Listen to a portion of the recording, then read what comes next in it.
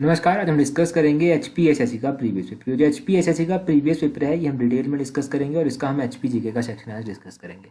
कल कौन सा सेक्शन डिस्कस करना है ये आप कमेंट करके बता दीजिए। देखिए, अगर एक सब्जेक्ट को बहुत सारे लोग बताएंगे ना तब थोड़ा सा आसानी हो जाती है डिसाइड करने में। अगर एक बच्चा कुछ बोलेगा दूसरा बच्चा कुछ बोलेगा ना तब थोड़ा सा डिफिकल्ट हो जाता है डिसाइड करने में। थोड़ा सा ना सभी एक बहुमत बना लीजिएगा और उसी के हिसाब से बताइएगा। 160 क्वेश्चन से हम स्टार्ट करते हैं। 160 क्वेश्चन में पूछा जाता है the area known as valley of honey and milk. तो कौन सा एरिया ऐसा है जिसको valley of honey and milk भी कहा जाता है, शहद और दूध की घाटी के नाम से भी जाना जाता है। ये कौन सा है? ये चंबा वैली है।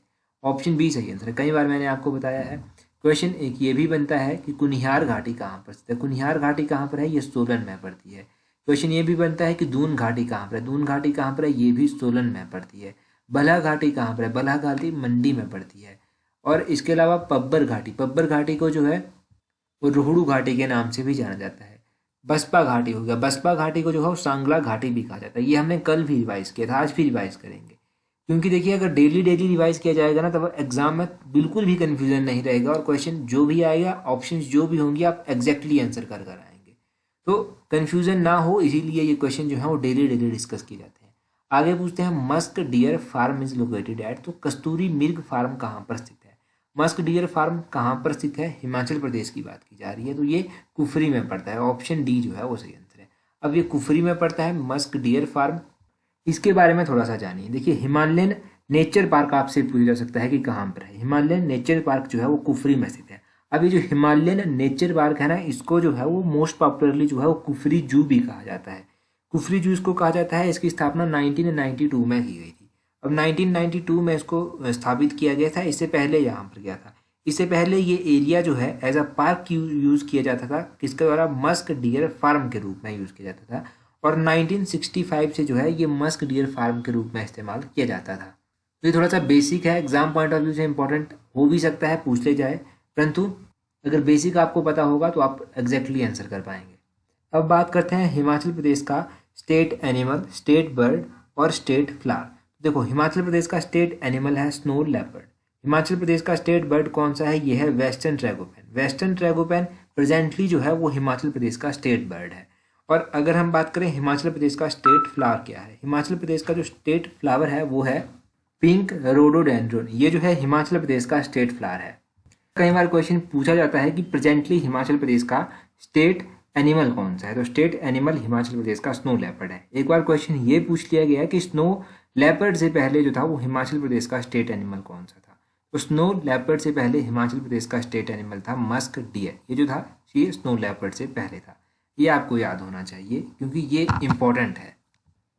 अगला क्वेश्चन देखते हैं। अगले क्वेश्चन में क्या पूछा गया है, यहाँ पर पूछते हैं Chini pass is located in the district. तो चैनी दर्रा जो है वो हिमाचल प्रदेश के किस जिले में स्थित है?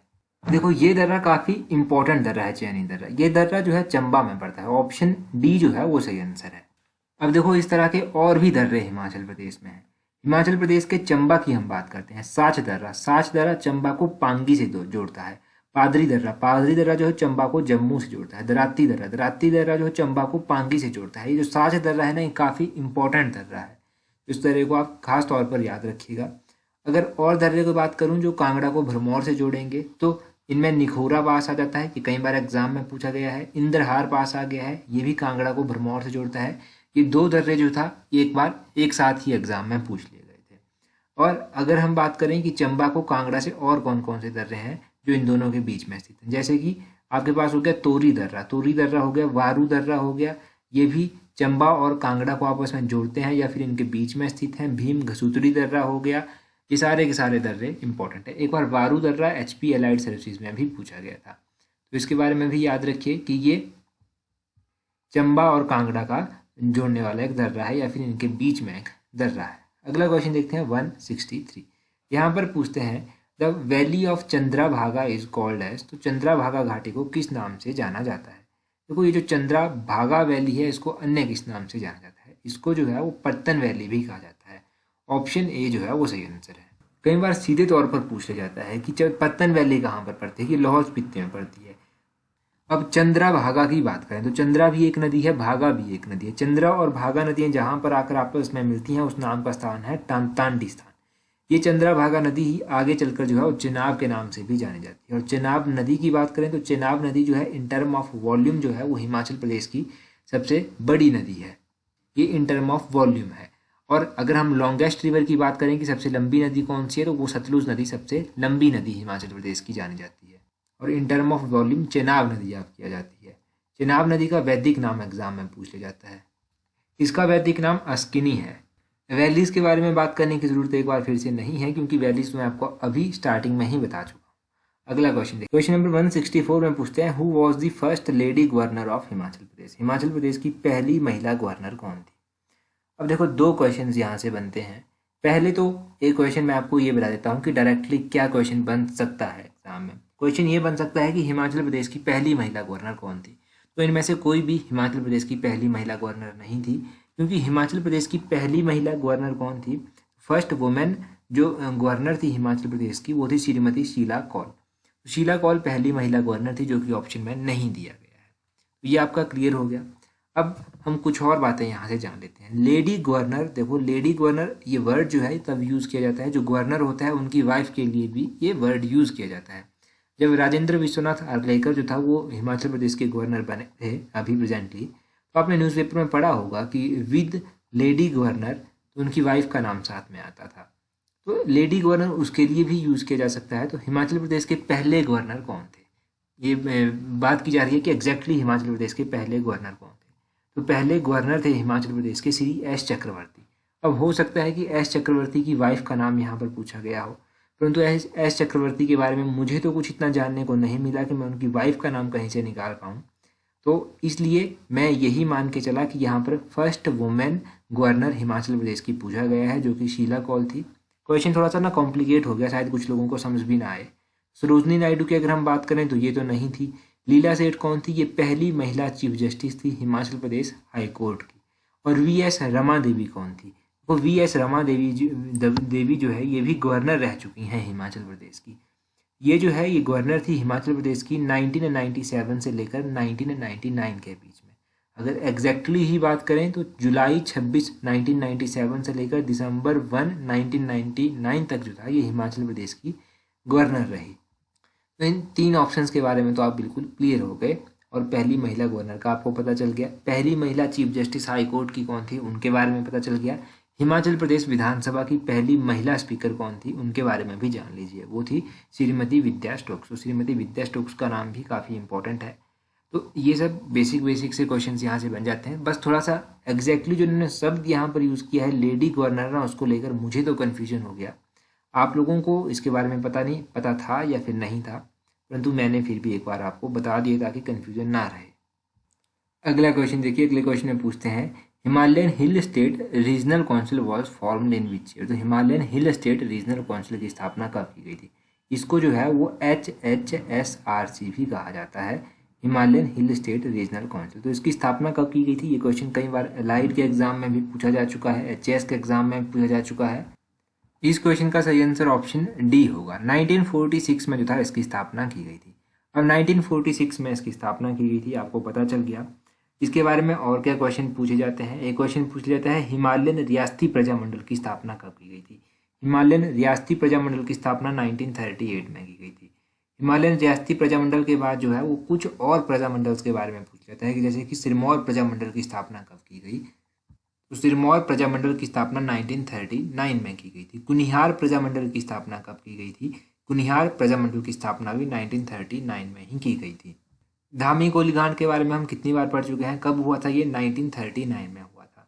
1939 में हुआ था, एग्जैक्टली कब हुआ था, 16 जुलाई 1939 को ये हुआ था। अगला क्वेश्चन देखते हैं, यहाँ पर पूछते हैं who was the first chairman of Himachal Pradesh administrative tribunal. तो हिमाचल प्रदेश प्रशासनिक अधिकरण के प्रथम अध्यक्ष कौन थे। तो हिमाचल प्रदेश की जो एडमिनिस्ट्रेटिव ट्रिब्यूनल था इसके पहले अध्यक्ष थे justice Hira Singh Thakur. Option A जो है वो सही आंसर है। कई बार HS ठाकुर दे दिया जाता है, तो जस्टिस हीरा सिंह ठाकुर का नाम भी याद रखिएगा और HS पूरा याद रखिएगा, आधा भी याद रखिएगा, बच्चे कंफ्यूज हो जाते हैं छोटी छोटी चीज़ों को लेकर। तो HS ठाकुर आपको पता चल गया। हिमाचल प्रदेश के पहले चीफ कमिश्नर कौन थे, चीफ कमिश्नर थे NC मेहता। MH बेग का नाम आपने सुना होगा, मिर्जा हिमदुल्ला बेग, ये कौन थे, ये हिमाचल प्रदेश के पहले चीफ जस्टिस थे। हिमाचल प्रदेश के पहले चीफ सेक्रेटरी कौन थे? पहले चीफ सेक्रेटरी थे KL मेहता। हिमाचल प्रदेश के पहले गवर्नर मैंने अभी आपको बताया श्री एस चक्रवर्ती थे। हिमाचल प्रदेश के पहले लेफ्टिनेंट गवर्नर कौन थे? तो फर्स्ट लेफ्टिनेंट गवर्नर थे मेजर जनरल हिम्मत सिंह। हिम्मत सिंह का नाम याद रखिए। ऐसे व्यक्ति जो हिमाचल प्रदेश से थे और आर्मी के चीफ बने थे, तो first army chief from Himachal Pradesh कौन थे? वो थे general VN Sharma. General VN Sharma का नाम याद रखिए। जस्टिस मेहर चंद महाजन के बारे में आपने सुना होगा। ये हिमाचल के कांगड़ा डिस्ट्रिक्ट से संबंध रखते थे और ये चीफ जस्टिस भी रह चुके हैं सुप्रीम कोर्ट के, तो इसीलिए जस्टिस मेहर चंद महाजन का नाम भी इम्पोर्टेंट है। Himachal Pradesh public service commission का नाम आपने सुना होगा। Himachal Pradesh public service commission के पहले चेयरमैन कौन थे? वो थे लेफ्टिनेंट जनरल KS कटोच। तो ये सभी नाम इंपॉर्टेंट हैं, सभी नाम को याद रखिए। आगे 103 में क्या पूछते हैं? Neugal hydro electric project is constructed on which river. अगर आपको पता है कि न्यूगल किसकी सहायक है ना, तो आप इस क्वेश्चन का आंसर आसानी से दे देंगे। न्यूगल किसकी सहायक है? ये जो न्यूगल है ये ब्यास की सहायक है। तो न्यूगल हाइड्रो इलेक्ट्रिक प्रोजेक्ट कहाँ पर बन रहा होगा? ये भी ब्यास नदी पर ही बन रहा है। ऑप्शन C सही आंसर है। अगर बात करें कि ये कौन से डिस्ट्रिक्ट में है, तो ये डिस्ट्रिक्ट कांगड़ा में पड़ती है। ये कितने मेगावाट की है? ये 15 मेगावाट की है। और भी परियोजनाएं होगी जो कि ब्यास पर बनी हुई है। न्यूगल तो वैसे देखो खुद एक नदी है, फिर ये ब्यास में जाकर आगे मिल जाती है। उसी तरह बिनवा भी एक खड्ड है, ये आगे जाकर ब्यास में मिलती है। बनेर भी एक खड्ड है, ये भी आगे जाकर ब्यास में मिलती है। गज भी एक खड्ड है, ये भी आगे जाकर ब्यास में मिलती है। और आपको ध्यान हो तो पिछले कल भी हमने कुछ पढ़ा था, तो वहाँ पर हमने रावी नदी के बारे में पढ़ा था। रावी नदी के ऊपर कौन कौन सी परियोजनाएं बनी हुई हैं? तो रावी की पहले तो सहायक आपको पता होनी चाहिए, जैसे कि चिड़चुंद नाला हो गया, ये एक प्रोजेक्ट भी आ गया, ये रावी नदी के ऊपर बना हुआ है। चमेरा परियोजना हो गया, चमेरा 1 परियोजना है, चमेरा 2 परियोजना है, चमेरा 3 परियोजना है।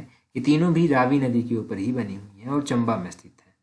और बुधिल परियोजना के बारे में पढ़ा था। बुधिल ये जो हाइड्रो इलेक्ट्रिक प्रोजेक्ट है, ये भी बुधिल नदी यानी कि जो कि आगे जाकर रावी में मिलती है, वहाँ पर ये बना हुआ है। बेरास्यूल हो गया, बेरास्यूल भी रावी पर ही बना हुआ है। तो ये सभी इंपॉर्टेंट आपको याद रखने हैं।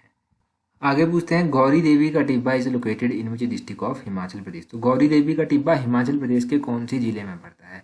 ये जो गौरी देवी का टिब्बा है ये कहाँ पर पड़ता है? ऑप्शन C चंबा में पड़ता है। नरसिंह टिब्बा कहाँ पर पड़ता है? ये भी चंबा में ही पड़ता है। पीर पंजाल रेंज जो है वो मुख्य रूप से कहाँ पर पड़ती है? तो पीर पंजाल रेंज जो है वो मुख्य रूप से कहाँ पर पड़ती है? चंबा में पड़ती है। अब देखो इसका मतलब ये नहीं हुआ कि चंबा में सिर्फ पीर पंजाल रेंज ही पड़ेगी। चंबा में जो है थोड़ा सा डलहौजी भी टच कर जाता है, चंबा में थोड़ा सा धौलाधार भी टच कर जाता है आकर। तो इन कन्फ्यूजन्स को ना थोड़ा सा दूर कर लिया कीजिए कि ऐसा नहीं कि पीर पंजाल मुख्य रूप से कहा तो सिर्फ पीर पंजाल ही वहाँ पर है। अब जैसे कि धौलाधार की बात की जाती है, धौलाधार मुख्य रूप से धर्मशाला के साथ आपको दिखती होगी धौलाधार, तो इसका मतलब ये थोड़ी हुआ कि धर्मशाला में ही धौलाधार पड़ती है। धौलाधार मंडी में भी लगती है, आगे आगे चलकर जो है ये लगती जाती है अलग अलग डिस्ट्रिक्ट के साथ। तो ये आप थोड़ा सा याद रखिए। अब इम्पोर्टेंट क्वेश्चन पूछ जाते हैं। गौरी देवी का टिब्बा, नरसिंह टिब्बा, पीर पंजाल पीक हो गया, ये सभी चंबा में पड़ती हैं। कुल्लू की पूछ जाती हैं एनिमल पास कहाँ पर पड़ता है? एनिमल पास जो है वो कुल्लू में पड़ता है। और भी पूछ जाता है कुल्लू के बारे में। दिब्बी बोकरी पिरामिड कहाँ पर पड़ता है? ये भी कुल्लू में पड़ता है। किन पार्वती कहाँ पर पड़ती है? ये भी कुल्लू में पड़ती है। सोलंग पीक कहाँ पर पड़ती है? ये भी कुल्लू में पड़ती है। सित्तीधार कहाँ पर पड़ती है? सित्तीधार जो है ये भी कुल्लू में पड़ती है। कई बार सित्तीधार जो है वो एग्जाम में पूछी गई है, तो सित्तीधार का याद रखेगा नाम।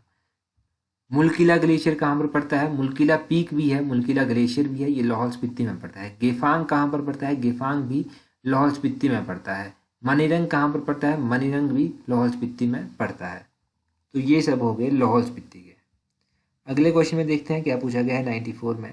उससे पहले अगर अभी तक आपने हमें टेलीग्राम पर ज्वाइन नहीं किया है तो टेलीग्राम का लिंक नीचे डिस्क्रिप्शन बॉक्स में दिया गया है, टेलीग्राम पर आप हमें ज्वाइन कर सकते हैं। अगर देखो टेलीग्राम का लिंक आपके पास काम नहीं करता तो आप जो है इस तरह से @allexam31 सर्च कर सकते हैं टेलीग्राम पर, आपको हमारा चैनल मिल जाएगा। 10,000 से अधिक फॉलोअर हमारे टेलीग्राम पर हैं, टेलीग्राम पर आपको इजीली मिल जाएगा। आगे पूछते हैं Bhoranj subdivision is located in which district of Himachal Pradesh. तो भौरंज सब डिवीजन कहाँ पर है? भौरंज सब डिवीजन जो है ये पड़ती है हमीरपुर में, जो कि ऑप्शन में नहीं दिया गया है। ऑप्शन D जो है वो सही आंसर होगा, नन ऑफ दीज। अब हमीरपुर की ही बात कर लेते हैं। उससे पहले दूसरा चैनल भी है, उस पर भी हमें सब्सक्राइब कर लीजिए। वहाँ पर हम इंपॉर्टेंट इन्फॉर्मेशन और हिमाचल प्रदेश की स्मॉल स्टोरीज जो है वो डिस्कस करते रहते हैं। अब बात करते हैं भौरंज सब डिवीज़न के बारे में। ये जो देखो भौरंज सब डिवीज़न हो गया हमीरपुर में है। हमीरपुर में और कौन कौन से तहसील सब तहसील्स पड़ती हैं? भौरंज हो गया, एक तो आपका बरसर हो गया, एक तो आपका गलोर हो गया, गलोर जो है ये भी हमीरपुर में ही पड़ता है। नदौन हो गया, सुजानपुर टीरा हो गया, ये हमीरपुर में पड़ते हैं। हमीरपुर के अलावा कुल्लू के पूछ जाते हैं एग्जाम में। तो कुल्लू के जो अभी तक एग्जाम में पूछे गए हैं उनमें निर्मंड पूछा जा सकता है, निर्मंड कुल्लू में पड़ता है। आनी कुल्लू में पड़ता है, बंजार कुल्लू में पड़ता है, सैंज कुल्लू में पड़ता है। तो ये आप कुल्लू के याद रखिए। ये इंपॉर्टेंट स्टेशंस या फिर इंपॉर्टेंट नाम कहाँ कहाँ पर पड़ते हैं ये आपको याद रखने हैं। सारी मेला कहाँ पर लगता है ये आप कमेंट करके बता दीजिए कि सारी मेला कहाँ पर लगता है। ये इंपॉर्टेंट क्वेश्चन है आपके लिए आज का, सारी फेरी सेलिब्रेटेड एट। जल्दी से कमेंट करके बता दीजिए। तो आज की वीडियो में इतना ही काफ़ी है। So that's all for today. Thank you very much for watching and listening it very patiently.